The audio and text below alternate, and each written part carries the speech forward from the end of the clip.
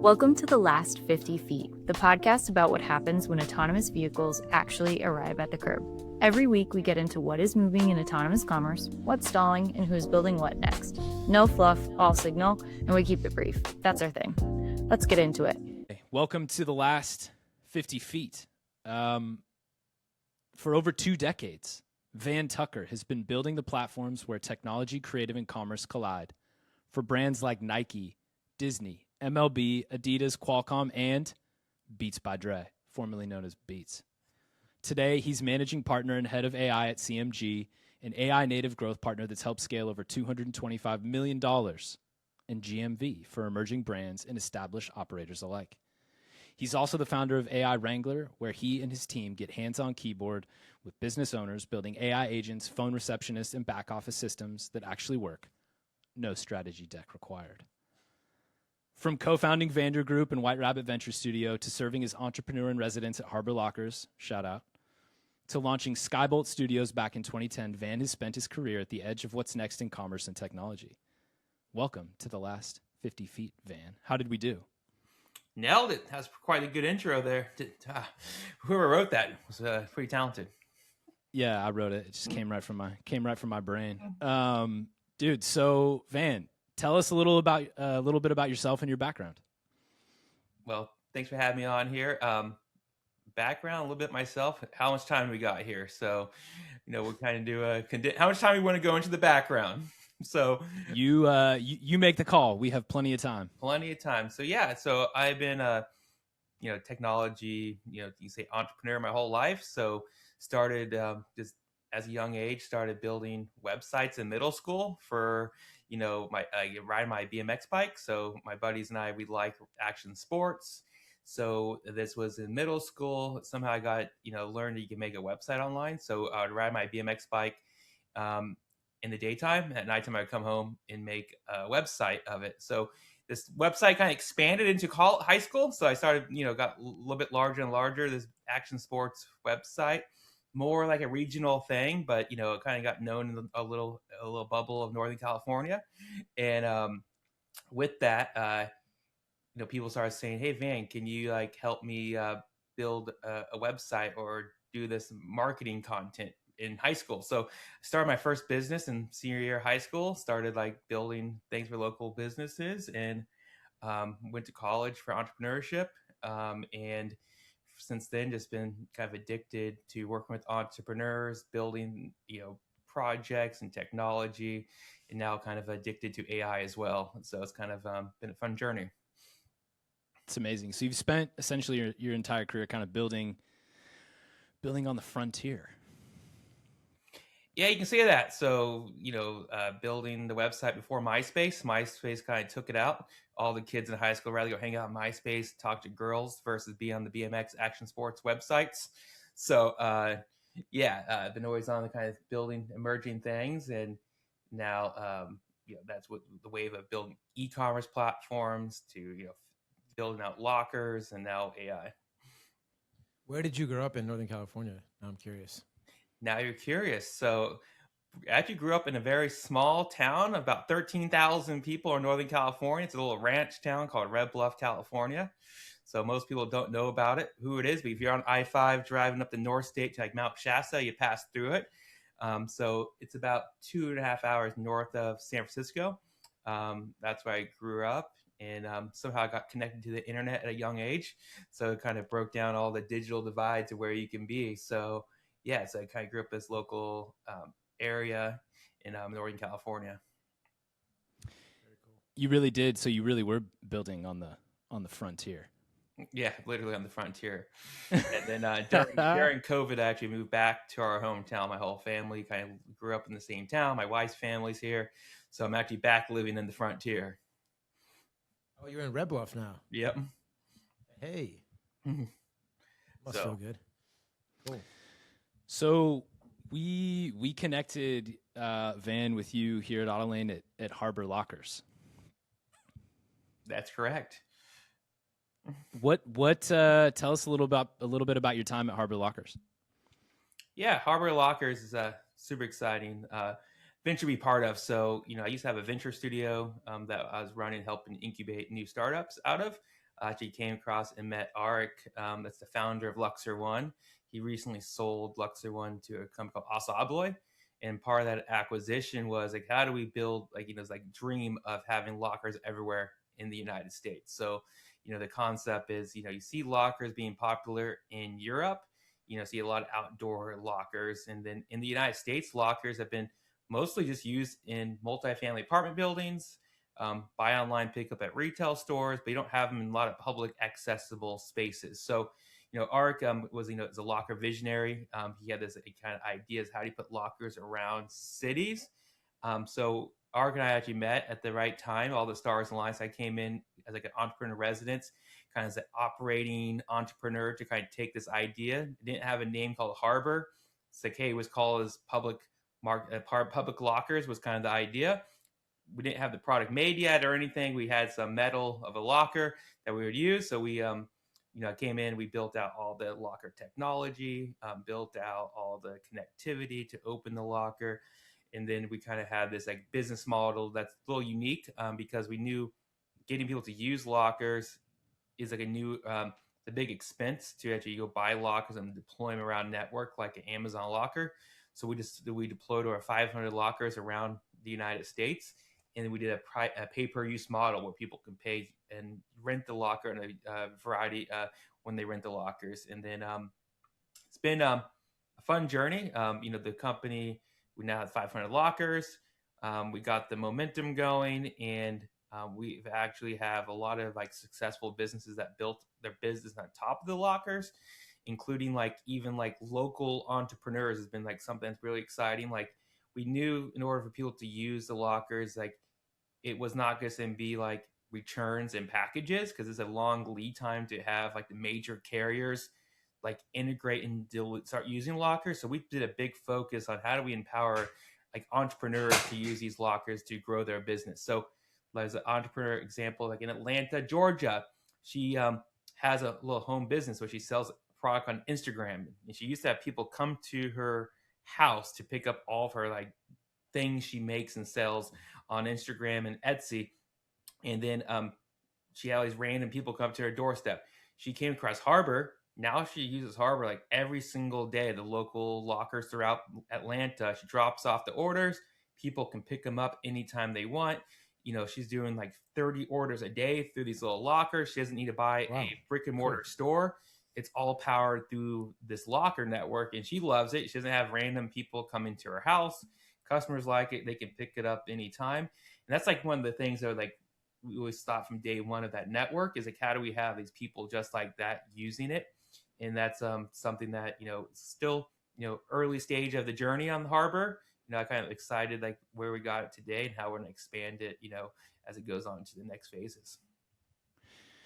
That's interesting. So in that case, like it sounded like, did you learn anything around people not wanting to have to maybe like visit with the business owner in that case? Or do you feel like she was just trying to scale her time rather than having to, spend time at her front door where people came and picked up their own orders? No, people like people. So I think that's where even the world of AI, people are wanting to build more authentic relationships with like the people they buy, but it doesn't mean they need to like physically see them face to face. So that's where like these Instagrams and these brands there, she built like authentic relationships digitally with them. But, them to go see her face to face sometimes wasn't, she wasn't available. They weren't available. They're like, the kids are late to like soccer practice. Then they don't make it on time. So it's like a big inconvenient. So yeah, I think, people still like people, but they don't need to have the people touch and pick up the package, or pick up the order. There's a lot of other ways you can connect. So, with her use case, I think, her customers are happier. She's happy. So it's a win-win for both of them. So tell us a little bit more about AI Wrangler. You're no longer with Harbor. Is that correct? Yeah. So like, no longer on that adventure with the Harbor, still good connections with everyone there and a lot of synergies as it goes on. And the AI Wrangler is something I got like super kind of passionate about. It's kind of like started on LinkedIn as a kind of a joke, to tell you the truth. So I was like, oh man, let's like make a new persona because like I live in the frontier and I live in this cowboy town. I'm not a huge cowboy, but I'm like the AI guru or tech. So AI Wrangler never actually started to be like a business. It was more like a kind of like a fun little thing I was gonna put on LinkedIn and start doing video like photos. And like one photo is like the joke is like Ben doesn't even know it most likely, but I didn't even go to like Vegas at one time. I knew you were gonna say this. Yeah, so yeah, so as like soon as I commented on that one, I was like, I got trapped by this guy's AI magic thing, and now I'm a fool for having posted. That's amazing of you, Van, for going to this event. What a sick selfie! And you were like, yeah. Yeah, and then, like, of course, it was, the event was great. You make more of those. I was like, that was fake. Yeah, so he's like, I didn't even see but the it, He's but like, it was that car so wasn't good on the strip right there. So yeah, so it kind of started as like this joke of like me doing these like memes of me using some I guess I'm AI a boomer now. Tools of me like acting like as like at these events, and I was like on LinkedIn tagging people, and they're like, "Oh, Van, you're there," and then so like, "Oh man," then I was like gonna do a video. So yeah, so then people start asking me, "How are you doing this stuff?" And like, "Oh, how I'm doing this," like, and then I'm showing people of like all these tools. Like, can you like hire me for that? I'm like, oh, I guess I can like be an advisor and help you here and there. So like that's how AI Wrangler kind of came to life. There's a lot of people like messaging me and like seeing what I was posting from like almost like a mini content creator for fun, and then it kind of like compounded when I started talking to more and more people. Like, Van, we need help on doing what you do. It's not just like imagery, but also like building apps or proof of concept ideas, how to use Claude, how to get people's workflows set up. And it just kind of built organically that way. Still, it's like just kind of starting, you can say, on this journey on the AI Wrangler side. And then, but, something I'm super passionate about. And it's more just, how to just help people, wrangle all their AI and kind of like adopt it and set it up for like any type of business. Could be a software, a SaaS company, a hardware company, a local business. So, it's all these different industries. So, that's where AI Wrangler is. Did you think less of me or more of yourself when you realized that you had trapped me? Probably both. I was going to text you and say, hey, FYI. Then I'm like, no, I'm going to let this roll for a little while. Wait till I see Ben the next time. He's like, oh, man, I'm so sad that we didn't meet up. And I'm like, yeah, same here, I'm so busy. But I think, honestly, like a lot of it was like kind of entertaining because it was like kind of a social experiment. I was going to do a video on that Friday and say, hey, guys, you're all part of a social experiment. And then I just say, ha ha. Then like it kind of like, actually so many people liked it so much, like whatever, I'm going to keep doing it for a little bit longer. So like, yeah, so I even had like at that expo, I reached out to this robotic company. They had like a little on the floor robot they're demoing. So I reached out to the founders, like, hey, can I ride your robot? So I was able to ride around virtually at that trade show from me in my little frontier town, drive around Vegas on their robot at the show. And so I was actually there in spirit through the robot that had this camera on it. And then we also went on the strip that night with the robot. They got me back on. And then I also got my son that never drove in a robot. And he was 7 years old. He got to go on the strip via the robot as well. I think you're turning into the Ex Machina founder. Yeah. Pretty soon. And then he didn't really like the strip that much when like, there's some people on the strip that are a little like, like some of the women on there came up like to the robot. He's like, who are these people? So he's like, I'm out of here, man. On the strip. Yeah. So that was kind of fun. So talk to us about what you're seeing teams do right now in terms of building with like lean AI. I mean, teams can stay more lean than ever. And you're kind of on the forefront of helping a lot of teams put that into place with agents, with certain workflows. What does a lean AI team look like right now? Yeah, it's a good question. I think it depends. Like to have a lean AI team kind of depends what type of company you are. So like AI is really good at a lot of different things. But, if you are a software driven company and you're building any type of like idea, like a company that runs on any type of software, that is like the number one use of AI today is anything you can code does like an amazing job coding. So, so if you want to start building, a mobile app, website, API flows, firmware, all this stuff that, used to be really hard to do and took a lot of sprints and cycles.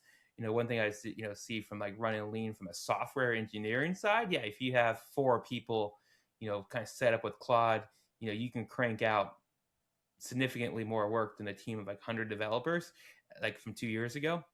So I think that's where like it enables companies that can be really competitive, move really fast, solve customers' pain points way easier and better than before AI.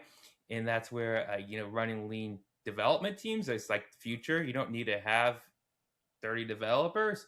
You just need some really, really good AI enabled team, making sure the right security is set up as well. Then you're gonna need a lot more of these like business architects that can then understand the unique business scenario. Cause like that's one thing, a lot of developers historically, they go code, but now the biggest like need for people are gonna be more like the business architects to like develop it and build out the integration. So like running lean as a software team is like, yeah, that's like changed the whole dynamic in the last like 2 years, if of what you can do. And then like just like content marketing, like making websites, social media content, scripts, and things like that, where you used to have to hire multiple people to help. That's where, AI marketing agents, just helping you just make your content calendar, doing podcast outreach, helping you do your podcast script, all those things, a single, marketing manager or marketing role, if you have, they can crank out. Historically, you had to hire a lot of different people for those roles, so it's like really like the big thing I see with AI is like having people be able to do the job of like 10 people. And I'm not saying like, hey, that's gonna go take away people's 9 jobs because you got AI agents. It's more like amplifying what you can do as a team. So it's like, hey, you don't need to go take away 9 people, but like, how can you keep those, like, if you're an existing company, how do you enable those 9 people, those 10 people to now be multiplied to 100 people? And if you're a 1 person, you can now have 10. So, and that's just gonna keep like compounding over time. So that's why I see like AI agents, like there's still a lot of taste that needs to be involved. Like there's like a lot of slop out there. And that's where like the humans are really important, giving it the right guidance and direction, guiding what's slop and what's not slop, what has 7 fingers versus 5 fingers, some on images is still like a thing. But that's gonna keep getting better and better over time. How do you train a team to like understand what slop is, and once you identify that they're making it, have them stop? Well, something's like hard to train. It's like they should already know what slop is before AI. So like this is where I think when you hire like some of the team, they kind of have a good eye like what's slop and not slop, and before even AI. So if someone like on your team did something, you had to give them feedback. AI is just really accelerating the speed of what you can do things, or things you didn't have the ability for. So to identify slop is like really just paying attention, being present of what AI is doing. Don't just like, oh, let's take the first response. Like, oh, this is great. I'm not going to even approve it and just send it to someone. Hey, check this out. You have to like still, give it that right direction, give it like reference of something you've done before, so it knows what to reference. But it's kind of like a vibe in a test. There's really no way you can train someone how they know what's good or not. That's where like if you're a designer, you kind of like built. You can't really learn design. You could learn design over time, but a lot of people say, I just have an eye for design. So I think that's where like people just need to be really focused on. It's like, hey, be good at what you're good at, but also don't just like take the first response and just send it to someone. That's where I'd say like monitoring the slop on it. That's where people just get sloppy and lazy. The people that are sloppy and lazy are gonna get noticed even more when they start using AI. Yeah, they're the people that when you can go from 10 to 9, that one person is the person creating the slop, rather than the opposite, where you can turn 1 into 10. They can make a ton of great content or whatever it is that they're producing. Meat proxies. That should be the name of this episode, honestly. But yeah, you don't want to be a meat proxy. You don't want to be a meat proxy in the 2026 for sure. Meatproxy.com.ai, actually. You've seen, so like from what you've explained and where you've started, you've seen a lot of different inflections in terms of the leaps in technology. Are we in a bubble right now? Are we in a bubble? No, I'll say a bubble is depends where you look at a bubble. So like, I'm a guy that like people are cranking out more. Their builders are building more things than they've ever built. If you talk to any like entrepreneur or someone that's like passionate just about building things, there's more activity on people building things in the last like 15 years since the AI has enabled people to build things that they always dreamed about building, and now they can build it because there's new ability to do it with using AI, especially like in development. But it's not just development, like I would say AI is not in a bubble because like people can build things that even on your free time that you just didn't have the time to do before. So an example of this is I volunteered to help my neighborhood entrance to my neighborhood for someone to make it look nicer when you drive into our neighborhood. I like volunteer. I don't got much time to volunteer. So I like rendered up a nice 3D, like a nice image rendering of what it'll look like. Van, that rendering looks great. How are you going to bring this to life? I'm like, man, I'm not a light engineer. I had lights all over it. This thing looks beautiful. Like, we don't got a budget to do this. So I just opened up AI. It went on to Alibaba. It told me all the wire diagrams. It gave me the purchase links. It gave me everything to build this up. Amazing. Battery, solar panels, light sensor, everything to build this entry gate that I'm working on. That took me literally on my phone on this weekend in 20 minutes to make out a perfect diagram. I'll share it with you guys. You can put it in the show notes here. But this little image that it made is like, wow, this enabled me to improve my neighborhood, something I would have like had time to do without AI. So that's why I think we're not in a bubble. Is you start using it, you don't have the time to do these things that you would never do because you're busy doing other stuff that AI is enabling you to do, not just in like this tech bubble. You can actually see it happening in like my neighborhood today in the most random frontier town in Northern California. That's so cool. Talk to us a little bit about ultra wideband. Ultra wideband. So ultra wideband is something that we became experienced with AI. So ultra wideband, is a way to access spaces super easy. So if you walk up to your Tesla and you have your phone in your pocket and the door just opens up. It's like, how does this even happen? I don't even pull my phone out. The door just opens up. So one thing, if you've used Bluetooth in the past, Bluetooth is not the most like clean connection. So, to open things up, you have to open your phone. It's not as good and not as accurate. So ultra wideband has been a technology that's been out for a while. You often see it in go-kart racing. People race around tracks and circles to track your time on a course. It's also been used in consumer goods as like Tesla to access spaces. So with ultra wideband, this is where like is this new frontier technology that's actually in everyone's iPhones and Android phones. So if you have a phone that's been out over about the last 5 years, it comes with the ultra wideband card in here. And what that means is you can walk up to a door or a space and it can detect you down to, the half of inch how close you are to this item. So if you wanted to make an amazing like opening experience, you can use ultra wideband to open those spaces. And this is something like, using AI, we've been able to build out some really cool software solutions with ultra wideband. So you can open like spaces like into a trunk of a car. Interesting. So you could probably do that with lockers as well, huh?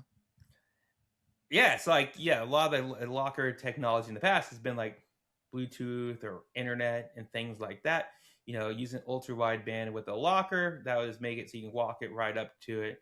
And you can even get it so accurate, you can like hold your phone up to it, and that single locker compartment would open if you have an ultra wideband sensor on each locker compartment. So that's the one thing is it does require to have a sensor in each spot where you want to measure, but that would be a way you can actually open a space as well through an ultra wideband sensor as well. So I think it's one of those like technologies you don't see around people talking about very much.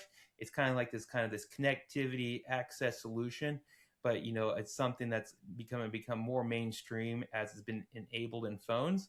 And then as people start using AI, they can start building these other random uses of it as well that you may never even expected to use an ultra wideband sensor for. So cool. How much do you let your 7-year-old play around with AI and computers and stuff that you're working on?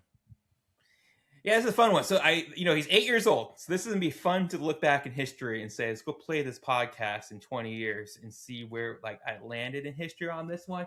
So, I've always, as like a father, try to like not push I kind of support whatever he wants to do.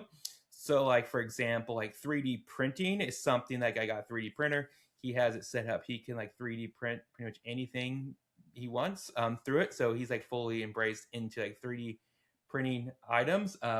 He uses Chat GPT, voice, Grok, Gemini. So yeah, he's pretty fluent on it. I think. He's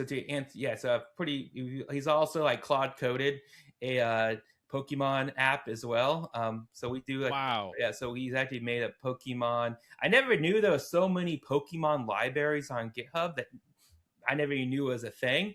So he doesn't type too much. So we actually use WhisperFlow when he's on Claude Code. He can just talk what he wants, and then it can build a web app. And that was it's like he gave it feedback. He wanted to do certain things. And he just talks into it. So yeah, I'm pretty excited at how he's like kind of getting into it. And he's also into like content creators. So yeah, it'd be fun to see like, there's like some people like, hey, he's too young to like embracing some of this technology. So that's what I'm like saying. But I think they don't teach this stuff in school. And I think that's like the new educate, you kind of have to lean into the latest stuff. So yeah, he's been fully kind of embracing it in himself as he sees what I do. My most fun part is when he gets angry at me, his go-to line used to be, "Dad, I hate your lockers." That used to be like his thing. He's like, "Dad, your lockers are crazy, man." But now he like goes after AI. He's like, "Man, I hate AI." And I'm like, "Dude, you don't." Yeah, so that's just like his thing. So he kind of jabs at the AI sometimes. He's using more AI than I am, by the way. So I don't know if that's a plus for him or it's likely a negative for me at this point. Yeah, you're a meat proxy, so. Yeah, as are you. As are you. Fun. Van, did you my have dad doesn't have a cool beard and didn't know about technology. So. Yeah, my dad did have a cool beard for a while. Then he shaved it. I'll have to double down on why that happened. That beard is sweet, by the way, Van. No, thank you. Neither of us can grow a beard like that either. Does that make us even more meat proxies? Yes, unfortunately. I'm gonna look back on this podcast in 20 years and be like, he never figured it out. Van gave him all the information, all the game, all the tips and advice. Then he sat there on the podcast, couldn't grow a beard. Van put us on ball, and we just did not take the tip. Yeah, it'd be fun to open up Claude and see like, hey, how can I grow a beard and see what it comes up with. So maybe you can come back in a few weeks with them. Give it a try. Claude, Chinese peptides. Claude, how to grow beard, make no mistakes. Yeah. Yeah. Do you have a favorite movie or show that depicts AI or that like when you were growing up you thought, wow, man, that's so cool that's going to be the future, that kind of inspired you to do the work you're doing now?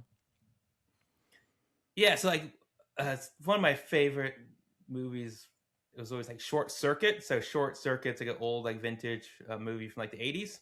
And it has like this robot called like Johnny Five. Johnny Five is like this robot that gets like AI intelligence, and it starts like running around the town doing all these entertaining things. So yeah, I've always liked that movie. I'm not sure why, but like now like it's even more like I like it even more since it's like AI. So yeah, but like that's like was always like one of my top like 3 movies. So like yeah, Short Circuit, and I think one of the fun parts in like the Short Circuit movie, there's like a scene where he's like scanning documents of all these books. Like, I need more input. And he's like scanning all these books around fast as he can, just like scans them in seconds. Then he like knows everything out of it instantly. So yeah, I think that movie was like one of my favorite ones as a kid and still is today. And I try to have my son watch it, but he's not a huge fan of it. So luckily he got Wall-E is like the new version of that. Yeah, it's a common parent experience where you're like, hey, watch this movie. I really liked it. Low key, you just really wanted to watch it yourself. And they're like, this is horrible. You're like, yeah. what? Please. Please like what I like. Van, are we in a simulation? Oh, potentially we could be in a simulation. So, you don't want to go like, that's where you get yourself in trouble, thinking too much if you're in a simulation or not. So I think you may not want to be thinking if you're in a simulation too much, because like you could actually maybe connect all the dots to like potentially say you're in a simulation. Then that's like kind of may not make you feel very good. So I would say you should just embrace whatever we're in and it's have fun with it, and control what you can control. If this is a simulation, we're gonna have fun in the simulation. Oh, baby, I love that.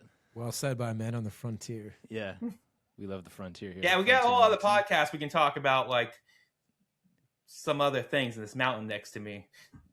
But we could. There's people that believe there's humans in the mountain. So Mount Shasta, you're talking to. Yeah. We've been hearing this. Tell us more. What do you know? I don't know. There's Lumerians. People say there's Lumerians in the mountain. And then what's like the most weird thing that makes you think you're in a simulation is that, I started doing AI Wrangler. I started posting these contents up.